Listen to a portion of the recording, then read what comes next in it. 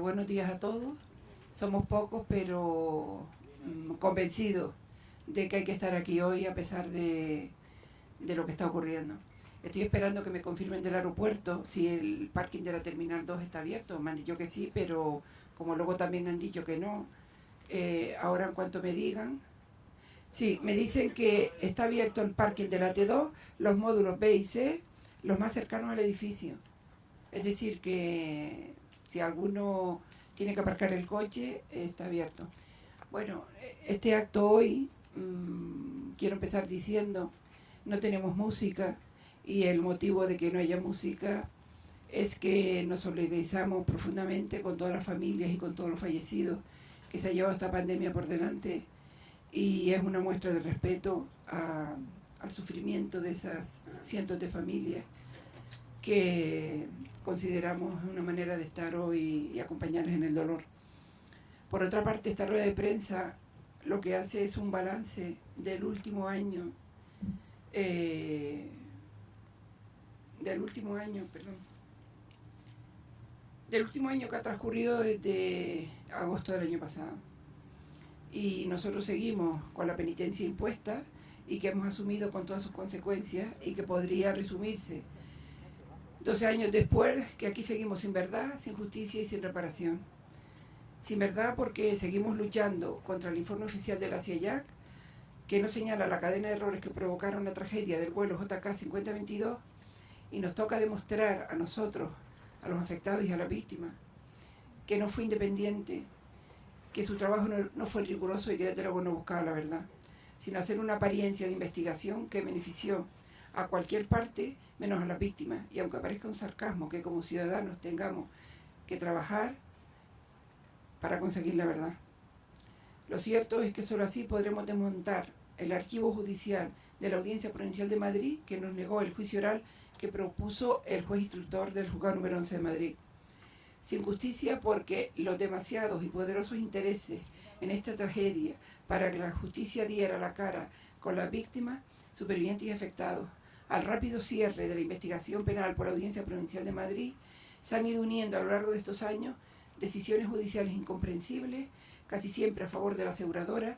y para una sentencia de la Audiencia Provincial de Barcelona que condenaba a la aseguradora a aplicar el Convenio de Montreal, el Tribunal Supremo lo desautoriza y encima condena en costas a la familia afectada. Y sin reparación alguna, porque cuando el Tribunal Supremo termine de dictar la sentencia que tiene pendiente de la familia a la que la aseguradora Mapfre sigue demandando para tratar de evitar la tercera ratificación de la condena al pago de intereses por demorar el pago de las indemnizaciones, resultará que el resto de la póliza de 1.500 millones de dólares que ya estaba reasegurada irá a su cuenta de resultados. Todo ello después de abonar las facturas millonarias al ejército de abogados que contrató para llevar a cabo la masacre judicial contra las víctimas y lograr lo que ha conseguido, que no se establezca ningún referente ante otra tragedia y que el baremo de accidentes de tráfico se aplique a una catástrofe aérea como si fuera un accidente de circulación. Le conviene sobre todo, le conviene a sus intereses y sobre todo a su cuenta de resultados. La Administración de Justicia, que sentó precedentes con otras sentencias con víctimas múltiples, añadiendo factores adicionales de sufrimiento. Sin embargo, con la catástrofe del vuelo JK 5022 se limitó, tal vez por incompetencia, a aplicar el citado baremo de accidentes de tráfico, en vez de aplicar lo que la web de AESA tiene recogido, que en caso de siniestro aéreo se aplicará el Convenio de Montreal y la normativa europea aceptada por España. Refiriéndonos a hechos concretos, decir que la Comisión de Investigación del Congreso, por tercera vez,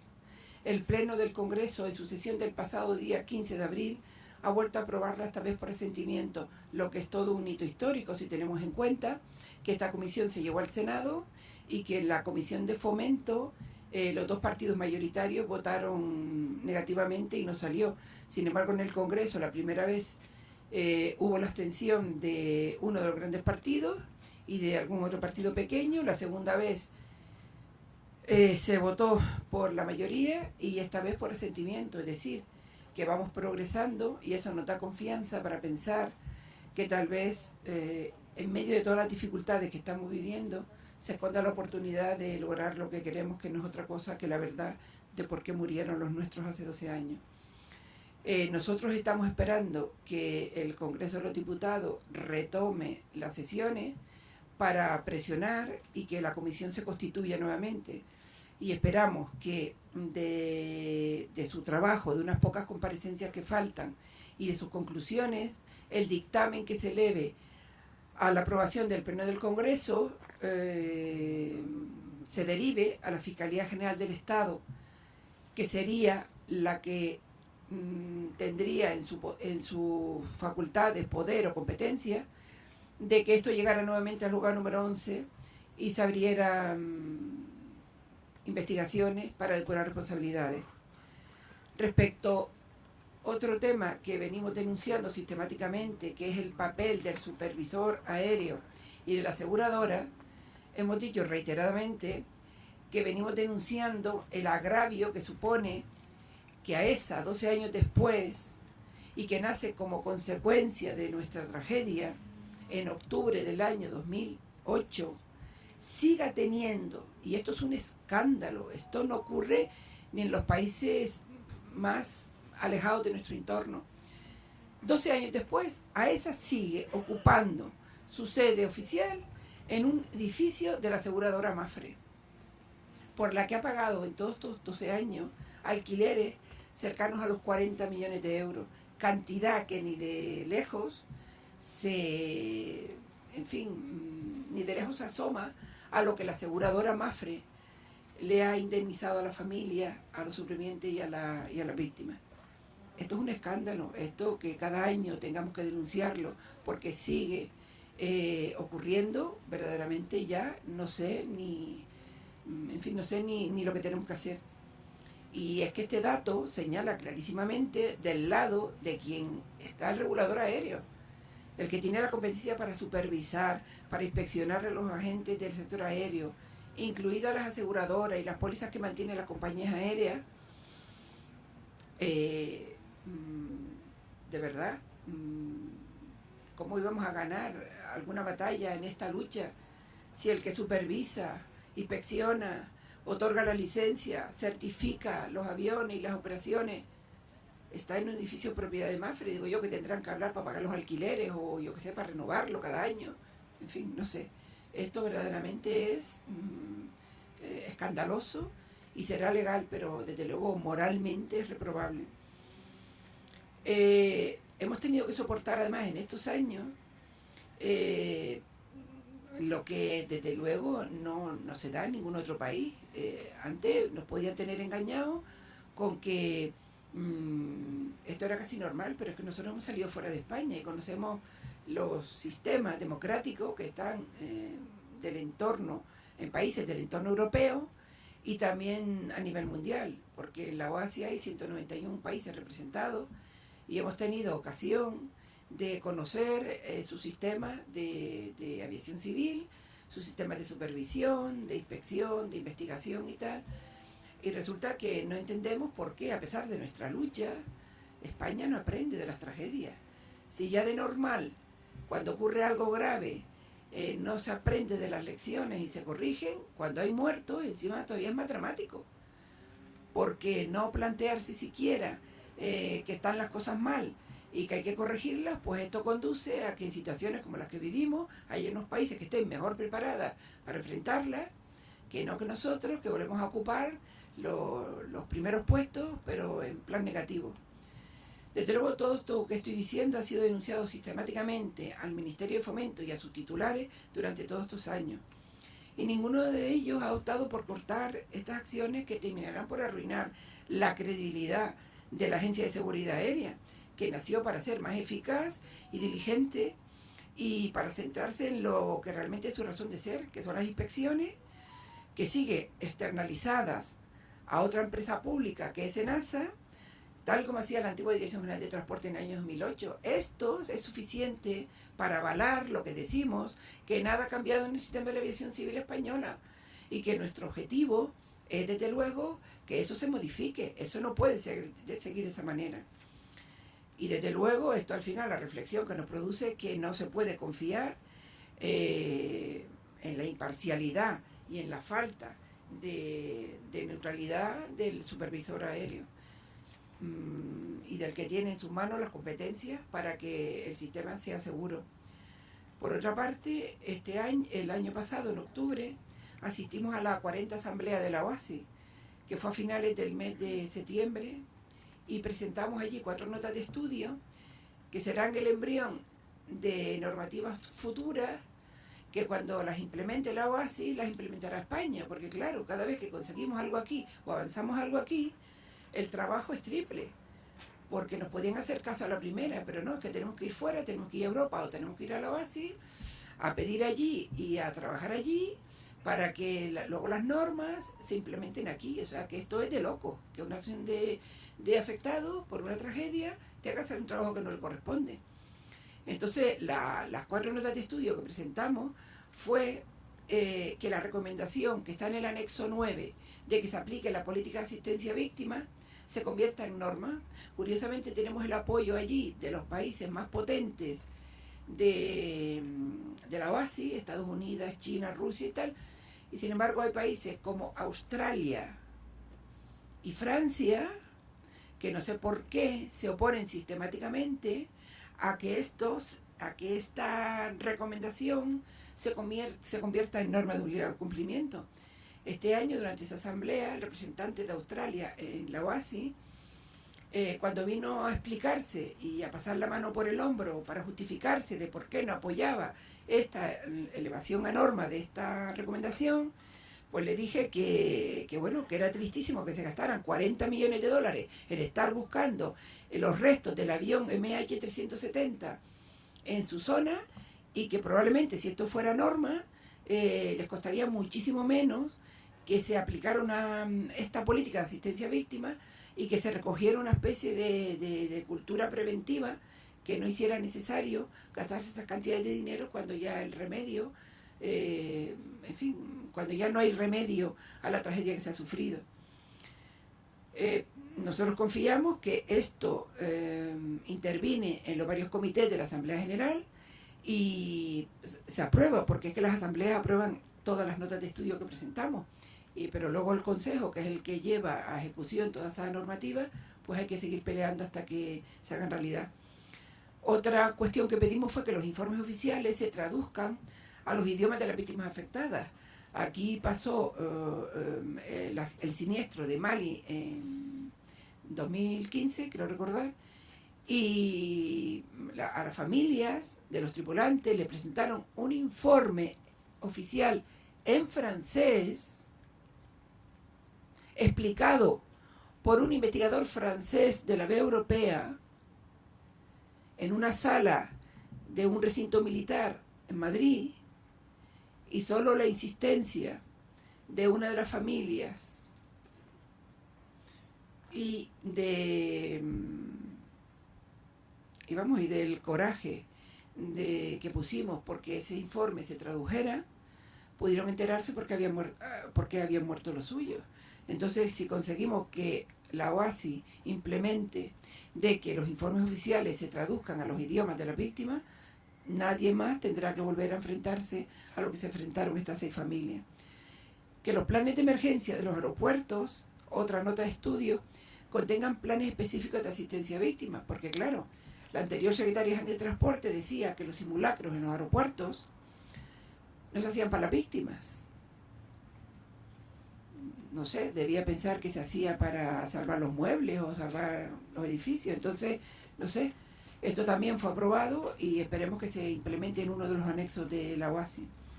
Y otra nota de estudio para que la OASI recabe a los países de las mejores prácticas de las aseguradoras en el tratamiento de las personas afectadas por una catástrofe aérea. Lo que ha ocurrido en España con Mafre y el tratamiento aplicado a las personas afectadas no debería desde luego volver a repetirse. Y luego presentamos fuera de plazo una nota informativa porque estuvimos pensando que la OASI cumplió el año pasado 75 años de historia y resulta que la Federación Internacional de Víctimas, que fue creada en el año 2015 y que yo también presido junto con las acciones de víctimas de Alemania, del accidente a Río-París, el vuelo Air France 447, y de Pakistán, que curiosamente nuestro siniestro fue en el año 2008, en el año 2009 fue este otro de Río-París, y en el año 2010 fue el de Air Blue de Pakistán. Estas tres asociaciones, luego se han ido uniendo otras y ahora mismo está en proceso de incorporarse mi familia de los accidentes de los dos accidentes de Pakistán, de India, en fin, poco a poco nos vamos uniendo en este paraguas que constituye la federación para tener voz única ante los organismos internacionales. Pues bien, pensando en que todos los colectivos del transporte aéreo y de la aviación civil tenían su día internacional, presentamos rápidamente una nota informativa, que los procedimientos de la OASI son bastante estrictos, pero en fin, conseguimos colar esta nota informativa en el comité ejecutivo y resultó aprobada, y nosotros esperamos sinceramente que a lo largo de este año esto definitivamente se apruebe. Y es que no se recuerda a las víctimas a nivel internacional. Entonces nosotros hemos propuesto que un día al año se dedique a recordar a las víctimas a nivel mundial, a nivel internacional, a las víctimas de accidentes aéreos y a su familia. El Consejo de la OASI está en la idea, nosotros propusimos incluso el mes de febrero, por varias circunstancias, después de ver todo el calendario de celebraciones a nivel internacional, y nosotros sinceramente pensamos que este sería un paso más importante en esa necesidad de visibilidad que tenemos las asociaciones que hemos decidido tragarnos las lágrimas y luchar para que esto cambie, porque en los últimos accidentes aéreos que ha habido, si uno piensa que lo nuestro era lo peor, resulta que ese avión que derriba Irán, pues por ejemplo el gobierno iraní a toda la familia les ha dicho que, aunque ha reconocido que lo derribó, ha dicho que como tienen seguros europeos y tal, pues que los indemnice Europa o quien proceda, pero que ellos no, ese reconocimiento que han hecho de haber derribado el avión, que no va a tener ninguna consecuencia en ningún nivel. Yo creo que el diálogo que se produce en la OASI, donde se habla mucho y bueno, debería hacerse más, pero en fin, no desesperamos de que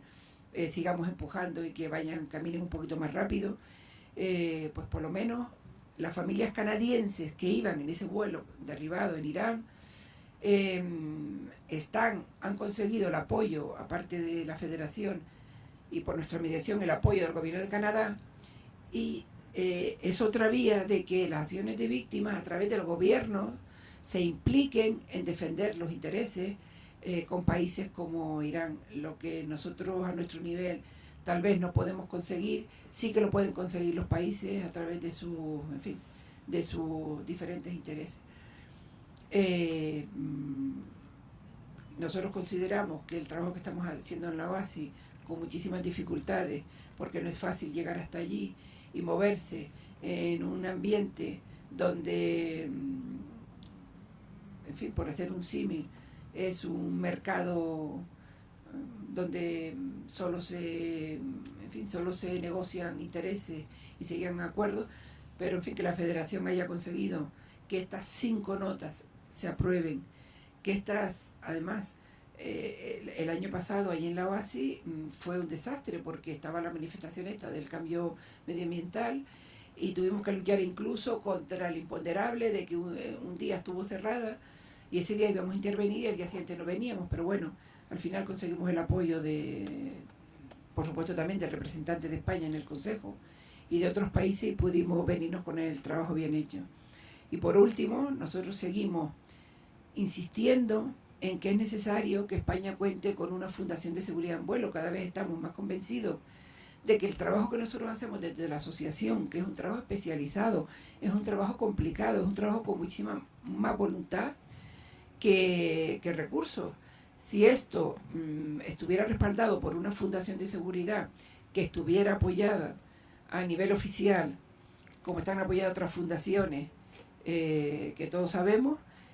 nosotros creemos que seríamos el nexo de unión entre la sociedad, civil y la administración. Y desde luego esto existe en otros países, estas fundaciones de seguridad en vuelo en otros países como Estados Unidos hacen un papel donde la administración muchas veces no puede llegar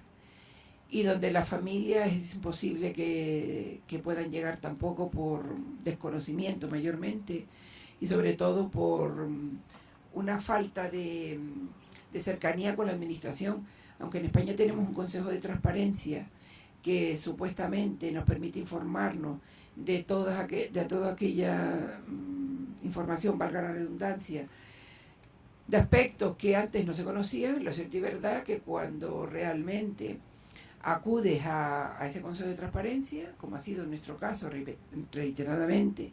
para que la CIAC nos dé los papeles que se enviaron de base al informe oficial, pues resulta que no sirve de nada porque siguen negándolo. Por tanto, yo creo que esta Fundación de Seguridad en Vuelo, cada día que pasa, se hace más necesaria y nosotros, en fin, seguiremos peleando porque esto se haga realidad algún día. Y no sé si quieren hacer alguna pregunta, pues estamos a su disposición. Esto que he leído, aquí he traído alguna fotocopia si alguien quiere llevársela,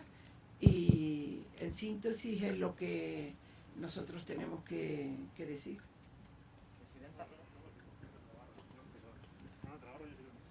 Gracias.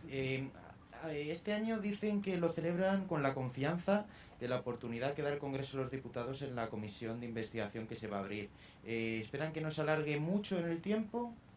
Yo he dicho que en las dificultades se esconde la oportunidad. Y nosotros ahora mismo estamos viviendo unas dificultades que no se conocían. Entonces, en plena pandemia, el 15 de abril, nosotros conseguimos que la iniciativa presentada por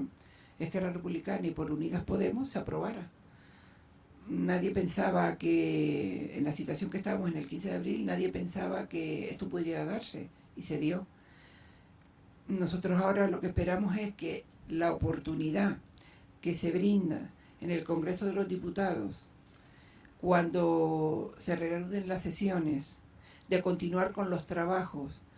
que se iniciaron en el año 2018, donde hubieron una mayoría de comparecencias, que complete las que faltan y que haga unas conclusiones potentes en las que se recojan las aspiraciones y mucha de lo que antes he leído y he denunciado, pues nosotros esperamos que esa sea la oportunidad realmente de llegar a la verdad, de saber por qué murieron y sobre todo lo que siempre digo, trabajamos por la memoria de los muertos, pero por la seguridad de los vivos. Esa sería la gran oportunidad.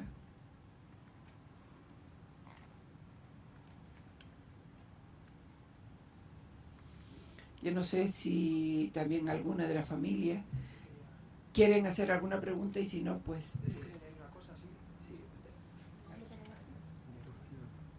Sí,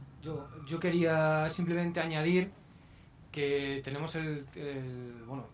es un hecho, ¿no? Es el convencimiento absoluto de que la Comisión de Investigación de Accidentes no es independiente, depende de la Subsecretaría del Ministerio de Fomento. Eso, para un bien común de todo el país, tiene que ser independiente, si no los informes no van a ser independientes. En el caso de nuestro accidente, esa dependencia pues es uno de los factores que llevó a hacer un informe que pues estamos luchando y seguimos luchando porque se revise. Fue la piedra filosofal del resultado de la investigación, y esa falta de independencia pues llegó a una conclusión que era: no se sabe lo que ha pasado. Nosotros a día de hoy, el informe oficial, lo pueden consultar ustedes, dice que no se sabe lo que pasó. A nosotros eso no nos vale, pero sí que se dejaban constancia de otra serie de cosas, como eso sí que no es, ¿no? Por ejemplo, por el medio aparecía el famoso Boeing, gigante Boeing, que ha estado metido en el sistema, en la cocina de los diferentes departamentos de este accidente de investigación, y de eso sí que se encargó la Comisión de Investigación de Accidentes. O sea, no sabemos lo que ha pasado, pero no hay ningún fallo de diseño de Boeing, ¿no? Y ya hemos repetido muchas veces las relaciones que ha tenido aquí Boeing y los representantes de Boeing en las diferentes posiciones, incluso del gobierno, o relaciones con el gobierno. Entonces, 12 años después seguimos luchando por saber lo que pasó, porque no nos conformamos con un informe que dice que no se sabe lo que pasó, y por el bien de todos los españoles, la Comisión de Investigación de Accidentes debe ser independiente. Gracias. Al hilo de esto que estás comentando, entre todas las vicisitudes a las que nos hemos tenido que enfrentar durante estos 12 años,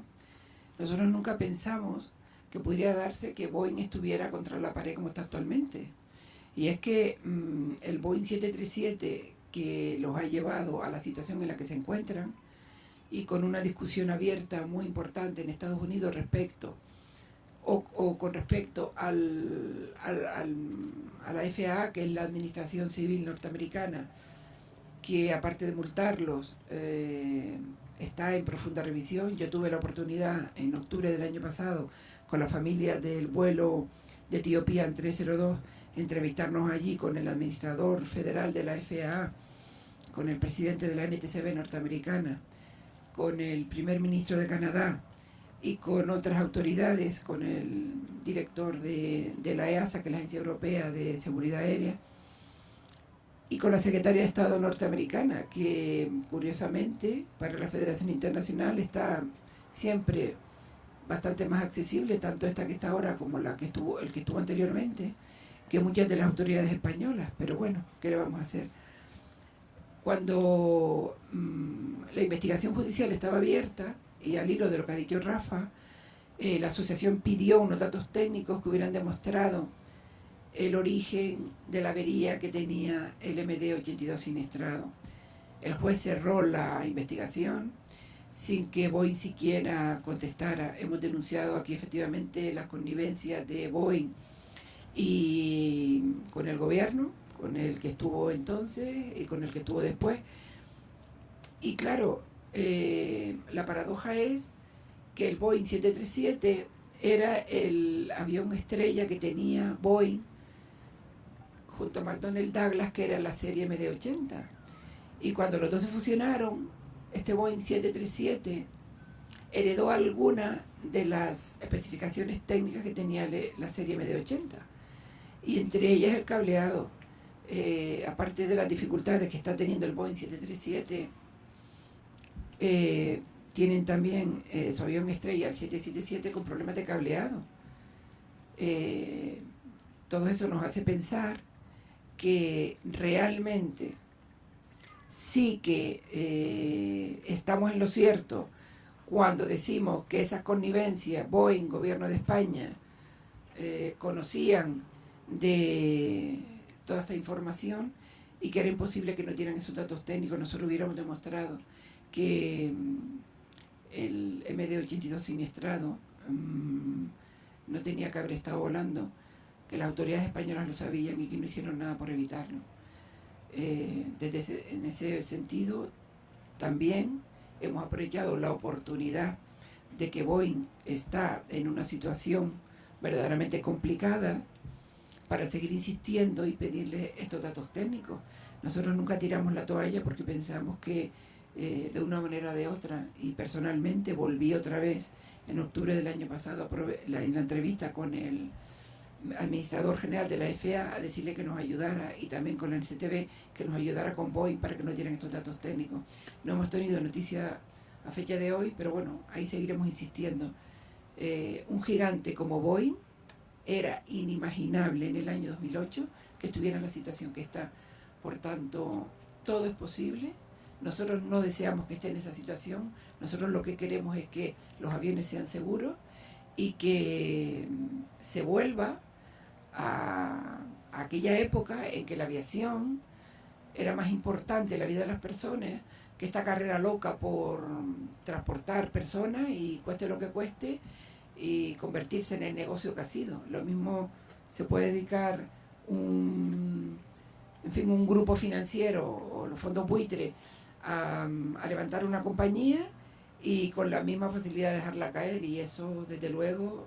si queremos que el mundo global siga funcionando y que nos podamos mover, eso tiene que cambiar. Y tal vez esta pandemia,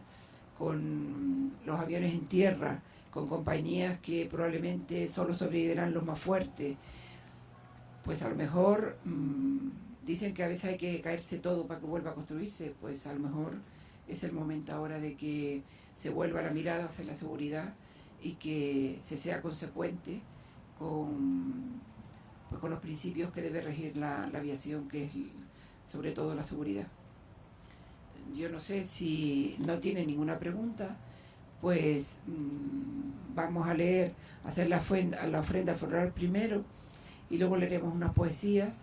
y luego leeré yo el manifiesto. Y perdonen por